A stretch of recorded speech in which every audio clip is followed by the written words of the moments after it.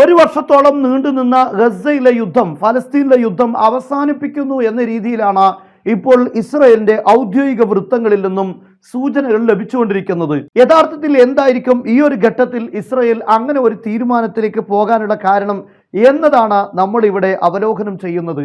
നമുക്കറിയാം, ഇപ്പോൾ ഇസ്രയേലിന്റെ വടക്ക് ഭാഗത്ത് ഇറാൻ സപ്പോർട്ട് ചെയ്യുന്ന ഹിസ്ബുള്ള, ഈ ഹിസ്ബുള്ള ഇസ്രയേലിന്റെ വടക്ക് ഭാഗത്ത് ഇപ്പോൾ അതീവ പ്രശ്നങ്ങൾ സൃഷ്ടിച്ചുകൊണ്ടിരിക്കുകയാണ്. നിരന്തരമായി മിസൈൽ ആക്രമണങ്ങളും ഡ്രോൺ ആക്രമണങ്ങളും ഇസ്രയേലിന്റെ വടക്ക് ഭാഗത്ത് നടന്നുകൊണ്ടിരിക്കുകയാണ്. ഈ ഘട്ടത്തിൽ തന്നെ ഇറാന്റെ ഭാഗത്തുള്ള തിരിച്ചടിയുടെ ഒരു ഭീഷണി നിലനിൽക്കുകയും ചെയ്യുന്നുണ്ട്. എന്നാൽ അതോടൊപ്പം നമ്മൾ കേട്ടിട്ടുള്ള പ്രധാനപ്പെട്ട ഒരു കാര്യമാണ്, മാത്രമല്ല അമേരിക്കയുടെ ഇന്റലിജൻസ് റിപ്പോർട്ട് നൽകുകയും ചെയ്തിട്ടുണ്ട്, ലെബനാനിൽ നിന്നും, അതായത് ഇസ്രയേലിന്റെ വടക്ക് ഭാഗത്ത് അതിർത്തി പങ്കിടുന്ന രാഷ്ട്രമാണ് ലെബനാൻ. ഈ ലെബനാനിൽ നിന്നും ഇസ്രയേലിലേക്ക് കരമാർഗം യുദ്ധം നടത്താനുള്ള എല്ലാ പദ്ധതികളും ഹിസ്ബുള്ള, അതായത് ലെബനാനിലെ ഇറാൻ സപ്പോർട്ട് ചെയ്യുന്ന സംഘമായ ഹിസ്ബുള്ള അതിനുള്ള പദ്ധതികൾ തയ്യാറാക്കിക്കൊണ്ടിരിക്കുന്നു എന്നാണ്. അപ്പോൾ ഇവിടെ ഒരു കരയുദ്ധം നിലനിൽക്കുമ്പോൾ തീർച്ചയായും അതീവ ഗുരുതരമായ കരയുദ്ധം ഗസയിൽ ഇവിടെ നിലനിൽക്കുകയാണ്. ഈ രണ്ട് ഭാഗത്തും കരയുദ്ധം മുന്നോട്ട് കൊണ്ടുപോവുക എന്നത് വലിയ പ്രതിസന്ധിയാണ്. മാത്രമല്ല ഇപ്പോൾ ഈ അടുത്ത് തന്നെ ടാങ്കുകൾക്ക് വലിയ ക്ഷാമമുണ്ട് എന്ന് ഇസ്രയേലിന്റെ കോടതിയിൽ തന്നെ IDF സമർപ്പിച്ച റിപ്പോർട്ടിൽ ഉണ്ടാവുകയും ചെയ്തിട്ടുണ്ട്. അപ്പോൾ ഈ രണ്ട് തലങ്ങളിലും കരയുദ്ധം, പോർമുഖം തുറക്കുക എന്നത് വലിയ പ്രതിസന്ധി സൃഷ്ടിക്കും. അതുകൊണ്ട് തന്നെ അമേരിക്ക ഇപ്പോൾ പറയുന്നു, ഇസ്രയേലിന്റെ ഏകദേശം ദൗത്യങ്ങളെല്ലാം ഗസയിൽ പൂർത്തീകരിച്ചിട്ടുണ്ട് എന്നാണ്. അതായത് ഈ അമേരിക്ക പറയുന്നത്, ഈ ഗസ എന്ന് പറയുന്നത് ഇപ്പോൾ ആളുകൾക്ക് വാസയോഗ്യമല്ലാതെ അവിടെ താമസിക്കാൻ പറ്റാത്തൊരവസ്ഥയിലേക്ക് മാറിയിട്ടുണ്ട് എന്നാണ്. അപ്പോൾ എന്തിനു വേണ്ടിയായിരുന്നു അവർ യുദ്ധം ചെയ്തിരുന്നത് എന്നത്, ആ ലക്ഷ്യം യഥാർത്ഥത്തിൽ അറിയാതെ പുറത്തു വരുന്നു എന്നത് മറ്റൊരു ഭാഗം. യഥാർത്ഥത്തിൽ അവർ ഹോസ്റ്റേജിനെ മോചിപ്പിക്കാനോ അല്ലെങ്കിൽ ഹമാസിനെ തുരത്താനോ ഇതൊന്നും സാധിച്ചിട്ടില്ല. ഹമാസിന്റെ ടണലുകൾ നശിപ്പിക്കാനൊന്നും സാധിച്ചിട്ടില്ല. യുദ്ധത്തിന്റെ ലക്ഷ്യമായി മുന്നോട്ട് വെച്ചിരുന്ന ഒരു കാര്യവും ഇപ്പോൾ സാധ്യമായിട്ടില്ല എന്നത് ഒരു വസ്തുതയാണ്. എന്നാൽ യഥാർത്ഥത്തിൽ യുദ്ധം ഇപ്പോൾ ഇവിടെ ഗസയിൽ അവസാനിപ്പിക്കാനുള്ള പ്രധാനപ്പെട്ട കാരണം ലെബനാനുമായുള്ള ഏറ്റുമുട്ടലിലേക്ക് നീങ്ങുന്നു എന്നാണ് സൂചന. അല്ലെങ്കിൽ ലെബനാനിൽ നിന്നും ഒരു കരയുദ്ധം, അതായത് ഇറാൻ എന്തിനു വേണ്ടി ആയിരിക്കും ഈ ഒരു തിരിച്ചടി നീട്ടിക്കൊണ്ടു പോകുന്നത് എന്ന ചോദ്യത്തിനുള്ള ഉത്തരവ് കൂടെയാണ്. ഇവിടെ നിന്നുള്ള കരയുദ്ധം, അതിനുവേണ്ടിയുള്ള തയ്യാറെടുപ്പുകൾ ഒരുപക്ഷെ നടന്നുകൊണ്ടിരിക്കുന്നു എന്നാണ് ഇതിലൂടെ നമുക്ക് ബോധ്യപ്പെട്ടുകൊണ്ടിരിക്കുന്നത്. എന്നാൽ എങ്ങനെയായിരിക്കും ഇസ്രയേലിനകത്ത് ഒരു കരയുദ്ധം ഹിസ്ബുള്ള നടത്തുക എന്നത് വളരെയധികം കൂടുതൽ ചിന്തിക്കേണ്ട കാര്യമാണ്. യഥാർത്ഥത്തിൽ എന്നെ ഏറെ അത്ഭുതപ്പെടുത്തിയ ഒരു സംഭവമാണ് ഗസയിൽ നിന്നും കഴിഞ്ഞ ദിവസം വന്ന ഒരു വീഡിയോ ഫുട്ടേജ്. ഇത് ഇസ്രയേലിന്റെ ഒരു മെർക്കോവ ടാങ്കാണ്. ഈ ടാങ്കിന്റെ നേരെ ഉള്ളിൽ വെച്ചുകൊണ്ട് സ്ഫോടക വസ്തു വെച്ച് അതിനെ പൊട്ടിക്കുന്നതാണ് നമുക്ക് കാണാൻ സാധിക്കുന്നത്. ഇത് കഴിഞ്ഞ ദിവസം വന്ന ഒരു വീഡിയോയുടെ നിന്നുള്ള ഒരു സ്ക്രീൻഷോട്ടാണ്. ഇവിടെ നമുക്ക് കാണാൻ സാധിക്കും ഈ സ്ഫോടക വസ്തു പൊട്ടിക്കുന്ന രീതി. എന്നാൽ എങ്ങനെയാണ് ഇത്രയും ഭീകരമായൊരു ടാങ്കിന് മുന്നിലേക്ക് ഇങ്ങനെ ഓടിയെത്താൻ അവരെ സഹായിക്കുന്നത് എന്നത് പ്രധാനപ്പെട്ട ഒരു ഭാഗമാണ്. ഈ ടാങ്കിനോട് തൊട്ടടുത്താണ് ടണലിൽ നിന്ന് പുറത്തു വരാനുള്ള ഒരു വഴി ഇവിടെ ഉണ്ട്. അതായത് ചെറിയൊരു മാളമാണ്. നമുക്ക് കണ്ടാൽ ഇത് അത്ര ഒരു മനുഷ്യർക്ക് പുറത്തേക്ക് വരാൻ സാധിക്കുമെന്ന് തോന്നുകയില്ല. അത്രയും നിസ്സാരമായി തോന്നുന്ന ഒരു ചെറിയൊരു ഭാഗമാണ്. എന്നാൽ ഇതിലൂടെയാണ് ഈ പോരാളികൾ പുറത്തു വരുന്നത് എന്നത് അത്ഭുതകരമായ ഒരു കാര്യമാണ്. ഇവിടെ തന്നെ ഈ ഒരു വീഡിയോയിൽ വളരെ ക്ലിയർ ആണ്. ഇവിടെ നമുക്ക് കാണാൻ സാധിക്കും, ഈ ഗുഹയിൽ നിന്ന് ഒരാൾ പുറത്തേക്ക് വരുന്നു, മറ്റൊരാൾ അദ്ദേഹത്തിന് ആയുധം എടുത്തു കൊടുക്കുന്നു. അങ്ങനെ മുകളിലേക്ക് കയറി വന്ന ആൾ ആയുധവുമായി എടുത്ത്, സ്ഫോടക വസ്തുവുമായി എടുത്ത് നേരെ ടാങ്ക്, ഏകദേശം ആ വീഡിയോയിൽ നമുക്ക് ശരിക്കും കാണാൻ സാധിക്കും, ടാങ്ക് ഒരു 4-5 മീറ്റർ അകലം മാത്രമാണ് ഈ ഒരു ഗുഹാമുഖവുമായി ദൂരമുള്ളത്.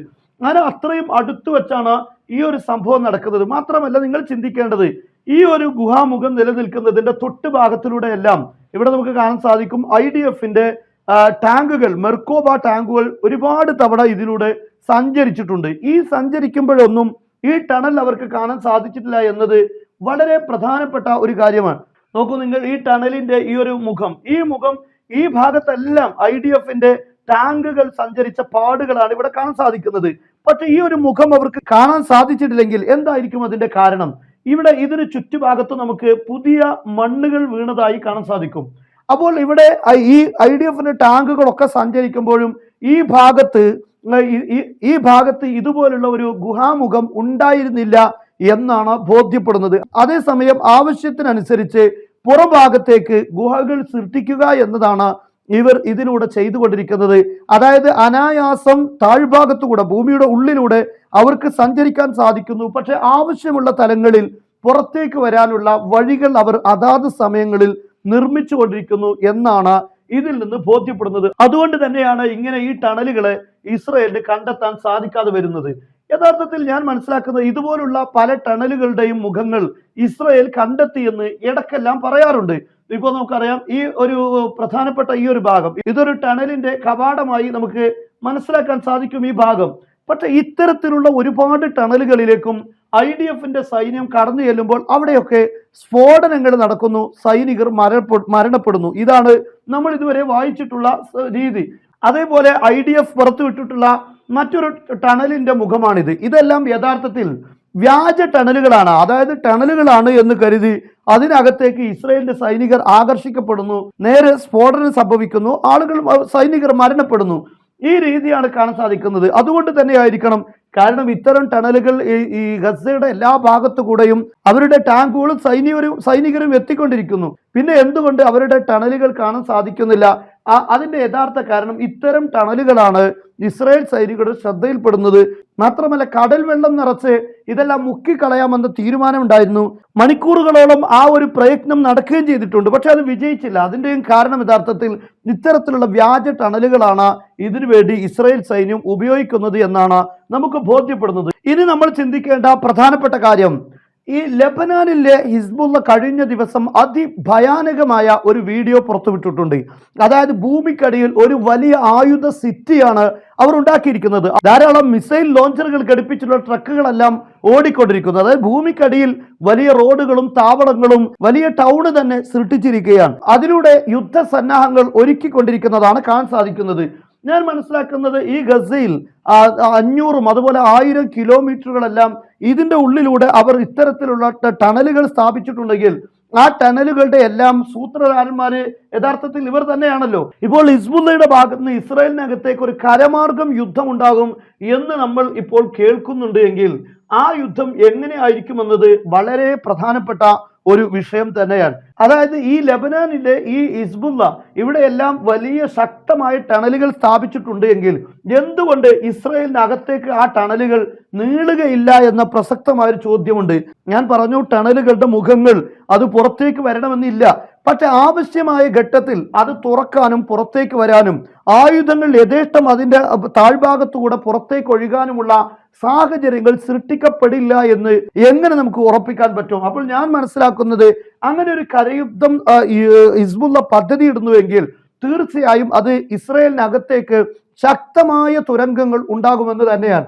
അങ്ങനെ വരുമ്പോൾ സ്വാഭാവികമായും ഇസ്രായേലിനകത്ത് ഒരു യുദ്ധം സൃഷ്ടിച്ചു കഴിഞ്ഞാൽ അത് ആളുകളിൽ ഭീതി ഉണ്ടാകും. മാത്രമല്ല, മാരകമായ മിസൈലുകളും ബോംബുകളും ഉപയോഗിച്ച് ആക്രമിക്കാൻ കഴിയില്ല. കാരണം ഇതെല്ലാം ഇസ്രായേലിലെ ആളുകൾ താമസിക്കുന്ന ഭാഗമായതുകൊണ്ട് അവിടെ മിസൈലുകളും ബോംബുകളും ഉപയോഗിച്ച് യുദ്ധം ചെയ്യാൻ കഴിയില്ല. കാരണം അവരുടെ ആളുകൾ തന്നെ മരണപ്പെടും എന്നതുകൊണ്ട് വളരെ ശ്രദ്ധയോടുകൂടെ മാത്രമേ കൈകാര്യം ചെയ്യാൻ കഴിയുകയുള്ളൂ. നമുക്കറിയാം, ഇപ്പോൾ റഷ്യയിൽ ഉക്രൈൻ ഒരു ഭാഗത്തുകൂടെ അവർ അധിനിവേശം നടത്തി. അതായത് റഷ്യക്ക് അകത്ത് കയറിയിരിക്കുകയാണ്. 80 വർഷം മുമ്പാണ് ജർമ്മനിയുടെ ടാങ്കുകൾ യഥാർത്ഥത്തിൽ റഷ്യയുടെ ഭൂമിയിലൂടെ ഉരുണ്ടതെങ്കിൽ വീണ്ടും ഒരു 80 വർഷം കഴിയുമ്പോൾ വീണ്ടും ആ ടാങ്കുകൾ അവിടെ എത്തി എന്നത് വളരെ പ്രധാനപ്പെട്ട ഒരു കാര്യം തന്നെയാണ്. എന്നാൽ അത്തരം ഒരു നീക്കം ഇവിടെ നിന്ന് ഉണ്ടായി കഴിഞ്ഞാൽ, അതായത് ഇപ്പോൾ ഗസയിലെ ആളുകൾ യുദ്ധം ചെയ്യുന്ന രീതിയിൽ ഇസ്രായേലിനകത്ത് ഒരു യുദ്ധം ഉണ്ടാവുകയാണെങ്കിൽ എന്തായിരിക്കും ഇസ്രായേലിന്റെ സാഹചര്യം?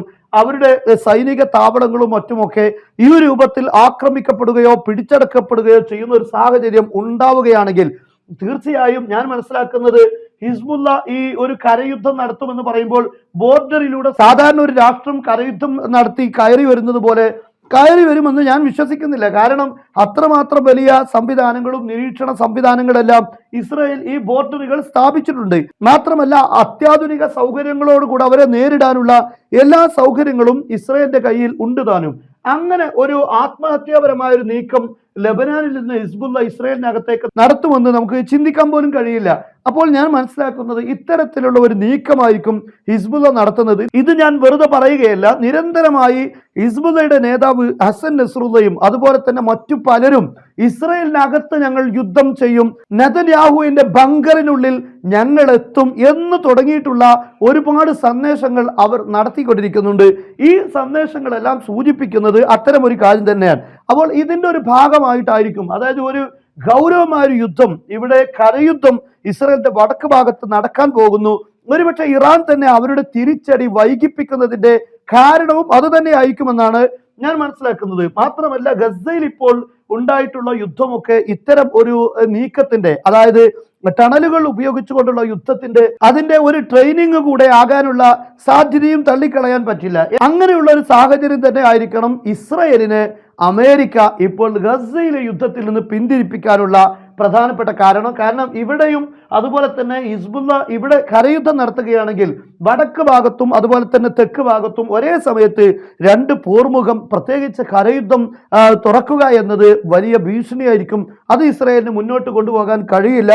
എന്നാൽ ഇറാനും പ്രോക്സികളും ഉദ്ദേശിക്കുന്നത് ഈ രണ്ട് തലങ്ങളിലും ഇസ്രായേലിനെ ഒരേ സമയത്ത് യുദ്ധത്തിലേക്ക് എത്തിക്കുക എന്ന് തന്നെയാണ്. എന്നാൽ ഈ ഒരു കരയാക്രമണത്തിന് വേണ്ടിയുള്ള എല്ലാം സജ്ജീകരിച്ചതിന് ശേഷം അത്തരം ഒരു ആക്രമണത്തോട് കൂടെ തന്നെ വ്യോമാക്രമണം ഇറാന്റെ ഭാഗത്തുനിന്നും അതുപോലെ തന്നെ ലെബനാനിലെ ഹിസ്ബുള്ളയും അതുപോലെ ഹൂത്തികളും ഇറാഖിൽ നിന്നെല്ലാമുള്ള ആക്രമണങ്ങൾ ഇതോടൊരുമിച്ച് തന്നെ ഉണ്ടാകണം എന്നതായിരിക്കും ഒരുപക്ഷെ തീരുമാനം. അങ്ങനെയെങ്കിൽ അതിൽ നിന്നുള്ള ശക്തമായ മുന്നറിയിപ്പ് അമേരിക്കയും യൂറോപ്പുമെല്ലാം ഇസ്രയേലിന് നൽകിയിട്ടുണ്ടാകുമെന്നാണ് നമുക്ക് ബോധ്യപ്പെടുന്നത്. അതുകൊണ്ടായിരിക്കണം ഒരുപക്ഷെ ഇറാന്റെയും അതിപ്പോൾ പ്രോക്സികളിൽ നിന്നൊക്കെയുള്ള തിരിച്ചടി വൈകാനുള്ള പ്രധാനപ്പെട്ട കാരണം. ഇറാൻ ഇതിനെക്കുറിച്ച് യാതൊരു അറിയിപ്പുകളും യാതൊരു വിവരങ്ങളും ആർക്കും കൈമാറുന്നില്ല എന്നതും വളരെ പ്രധാനപ്പെട്ട കാര്യം തന്നെയാണ്.